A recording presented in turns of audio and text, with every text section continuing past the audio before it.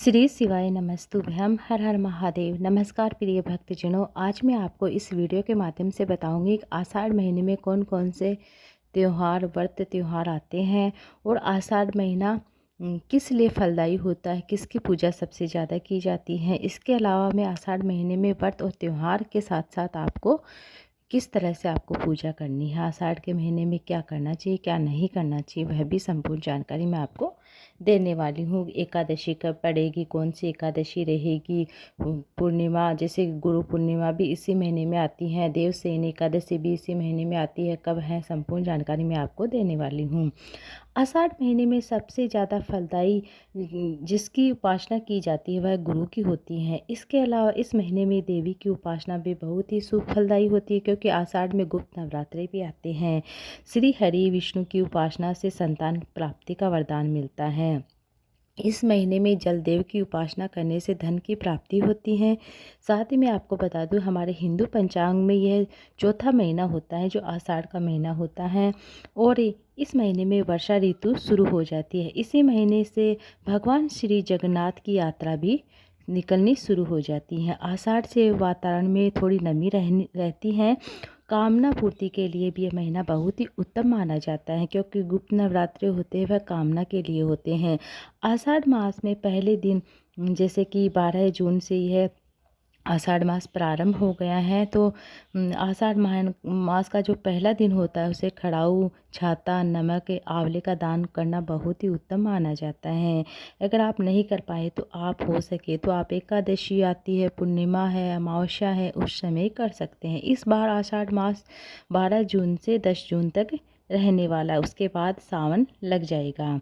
आषाढ़ के महीने में सबसे ज़्यादा फलदायी उपासना जो होती हैं, जो मैंने पहले बताया है, गुरु की होती है। इसके अलावा इस महीने में देवी की उपासना करना बहुत ही शुभदायी होता है। श्री हरि विष्णु की उपासना करना बहुत ही फलदायी होता है, संतान की प्राप्ति का वरदान मिलता है। इस महीने में जल देव सूर्य देव की पूजा करना बहुत ही उत्तम माना जाता है। आषाढ़ महीने में मंगल और सूर्य की उपासना करना भी अत्यंत ही सुफलदायी माना जाता है। अब मैं आपको बता दूं कि जैसे कि 12 जून आषाढ़ मास प्रारंभ हो गया है, उस दिन प्रतिपदा तिथि है। शनिवार 14 जून कृष्ण पिंगल संकष्टी चतुर्थी रहेगी। रविवार 15 जून को मिथुन संक्रांति रहेगी। बुधवार 18 जून मासिक जन्माष्टमी जिसे हम कालाष्टमी कहते हैं वह रहने वाली है। शनिवार 21 जून योगिनी एकादशी है।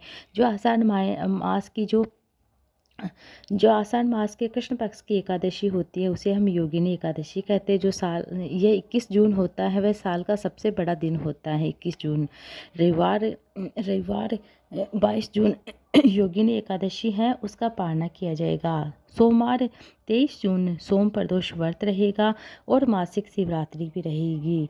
मंगलवार 24 जून रोहिणी व्रत रहेगा। रोहिणी व्रत बहुत सारे लोग रखते हैं। बुधवार 25 जून दर्श अमावस्या है। जो आषाढ़ की अमावस्या होती है इसे हम आषाढ़ी अमावस्या भी कहते हैं और दर्श अमावस्या भी कहते हैं। गुरुवार 26 जून आषाढ़ गुप्त नवरात्रे प्रारंभ हो जाएंगे। जो गुप्त नवरात्रे होते हैं वह गुप्त रूप से रखे जाते हैं, उसकी पूजा ओपन में नहीं की जाती है, गुप्त रूप से रखे जाते हैं।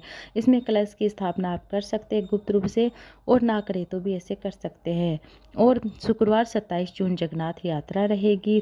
शनिवार 28 जून विनायक चतुर्थी रहेगी। सोमवार 30 जून स्कंद षष्ठी रहेगी और गुरुवार 3 जुलाई मासिक दुर्गाष्टमी रहेगी।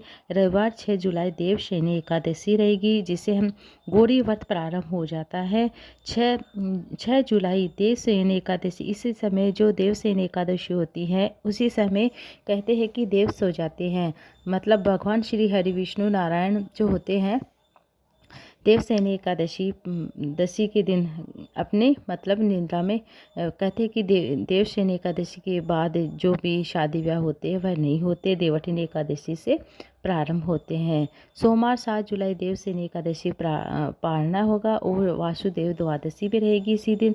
मंगलवार 8 जुलाई भूम प्रदोष रहेगा, इसे जया पार्वती व्रत भी कहते हैं। बुधवार 9 जुलाई आषाढ़ की चौमासी जिसे हम चौमासी चौदस भी कहते हैं।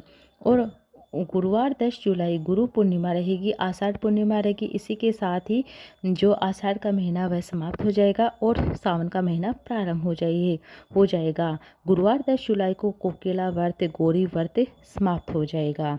अब मैं आपको बता दूं कि आषाढ़ माह में हमें ऐसे कौन से कार्य जो नहीं करने चाहिए। आषाढ़ माह में लहसुन प्याज का सेवन करना वर्जित है।